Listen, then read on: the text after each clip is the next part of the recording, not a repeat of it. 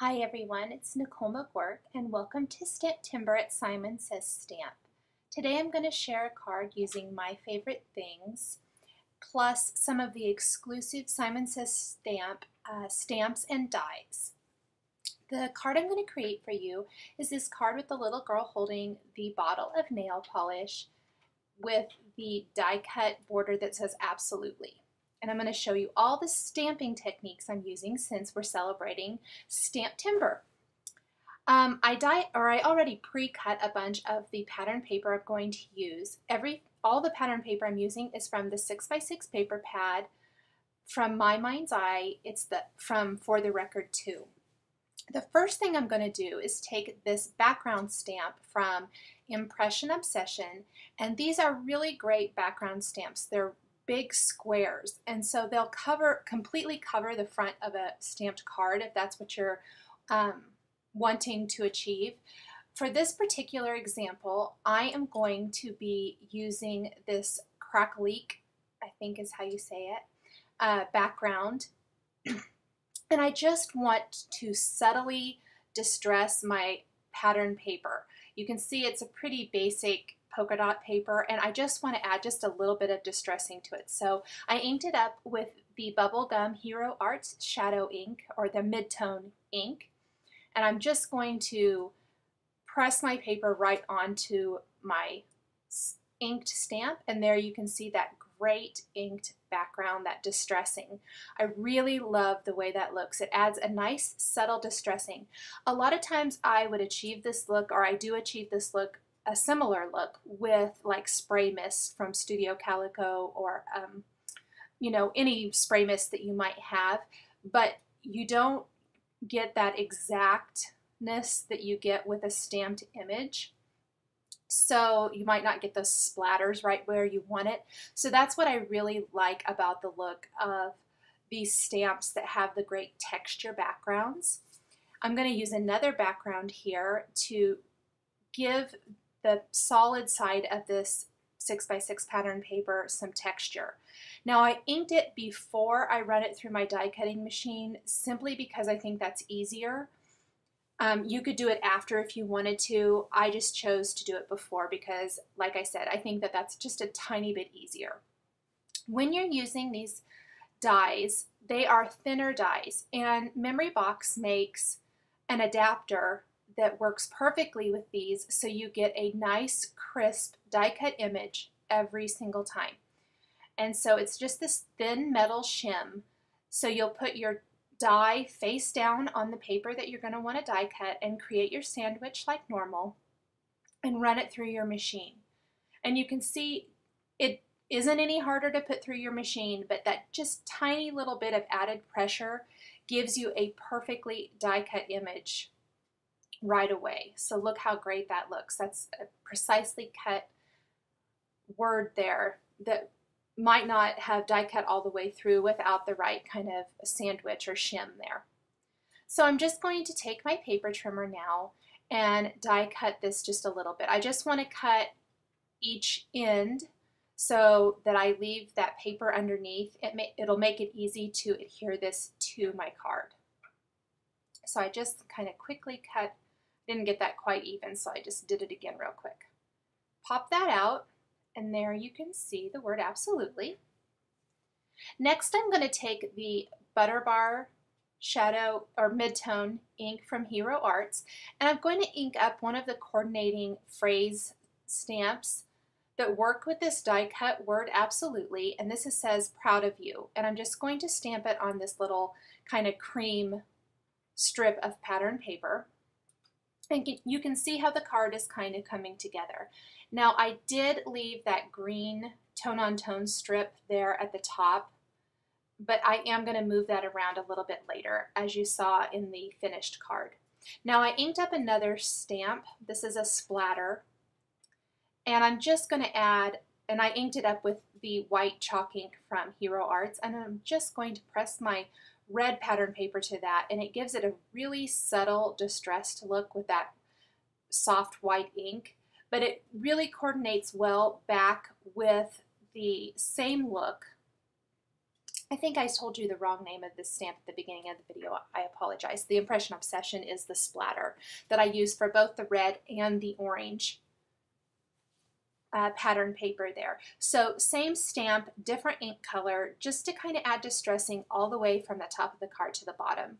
Now I'm going to lay my favorite things stamp that I'm going to be using. It's this cute girl with the bottle of nail polish, just so I can get the spacing right to adhere these strips of pattern paper. And I kind of fiddle around with them a lot.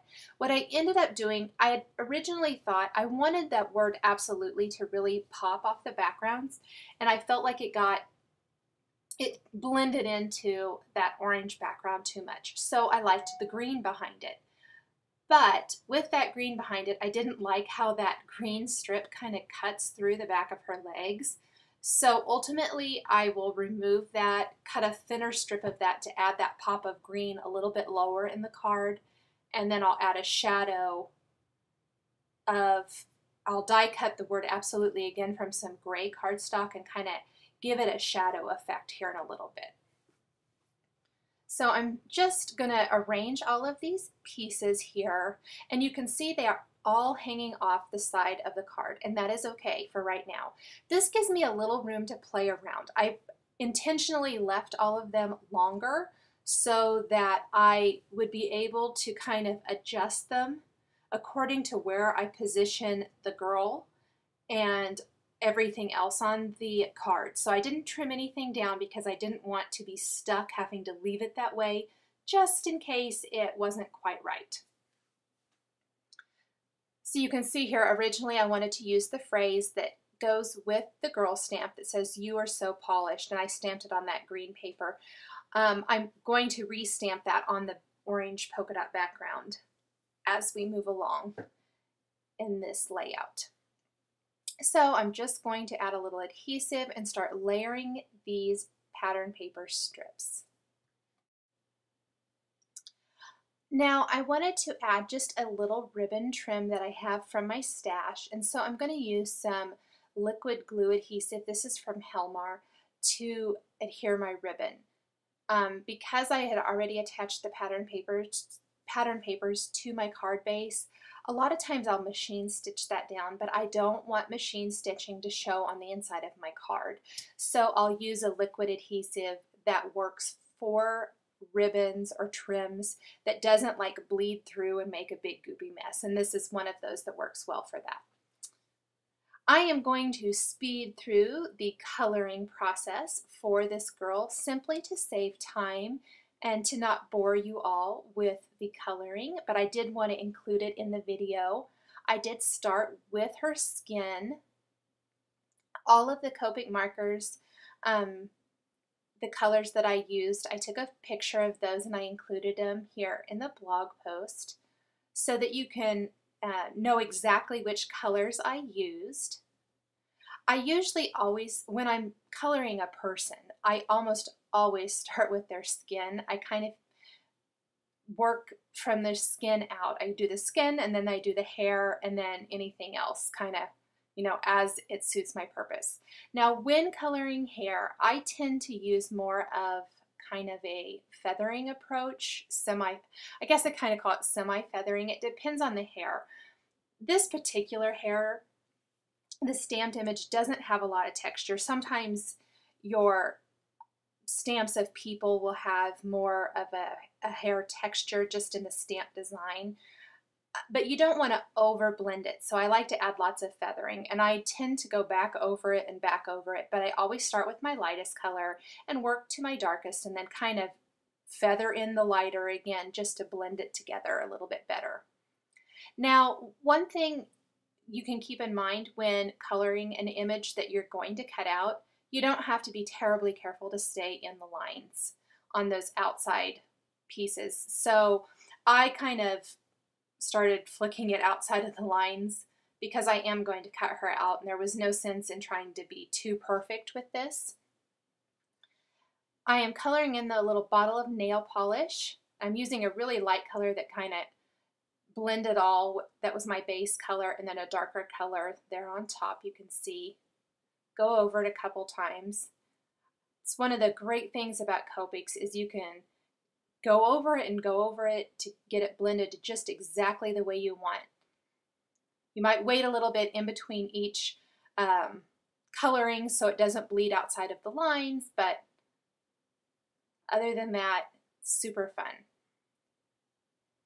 Coloring our little shoes. I'm making those just a tiny bit darker, and I really wanted the pleats of her dress to be dark, so I ended up going in with a little bit of gray there that I used on the bottle cap, and then going over it with some blue again. The blues are the blue greens that I'm using, just to kind of help give it that more of that shadowed look. Going in with a darker yellow now to really make that sweater pop against the green and the blue. Then I took the Sakura Jelly glitter pen over that bottle of nail polish and on her shoes, which was a really fun effect. I love the way that looks on the nail polish bottle. It makes it look like a bottle of glittered nail polish. Next, when I'm cutting out an image and there's a piece like this that's inside that would be better cut with a craft knife, I like to go ahead and cut that before I cut out the image. It gives you much more control, and I'm much less likely to tear the image when I cut it out. So I cut out those two little V's there, and then I went ahead and took my Tim Holtz scissors and cut that out. Now here is that gray cardstock shadow that I'm talking about, and I'm just slightly offsetting it so that it gives a subtle shadowed effect to my die cut and stamped word there, or my die cut and stamped word. This is something I do with my silhouette die cuts as well, and it works just as great with your manual die cut images. There is the word the phrase "you are so polished." I'm going to go ahead and cut off that excess. Now the ribbon adhesive has dried, or the liquid adhesive has dried, and I have everything exactly where I want it.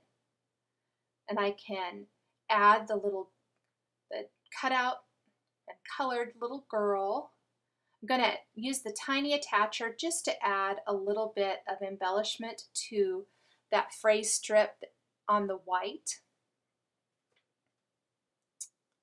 And it's coming together. Now the last thing I want to do is take this other exclusive die cut, or die, and it has a little cute hearts and stars. And I took some stars and I die cut them from random papers that I used for the rest of the card, and I placed them randomly on the card. It really kind of finishes off the design and helps tie in the more busy part with the girl and the greeting, and then all that empty space. It kind of helps fill that in, and then I'm just going to coat them with some glossy accents. I also adhered them with glossy accents, made it easy to adhere them, and then the glossy accents gives them some nice texture and shine.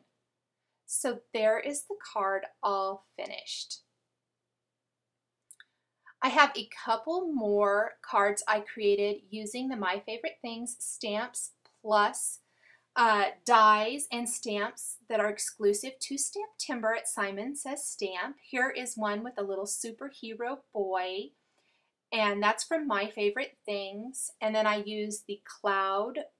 It was a word bubble, but I didn't use the little tiny dots. I just used the cloud, and then I stamped the word hey, and then some stars and things. Part of the phrase is from the September card kit at Simon Says Stamp. This is a card that features the football My Favorite Things boy, plus a couple of word bubbles and stamps that are exclusive for Stamptimber, and that is it. Thank you so much for watching.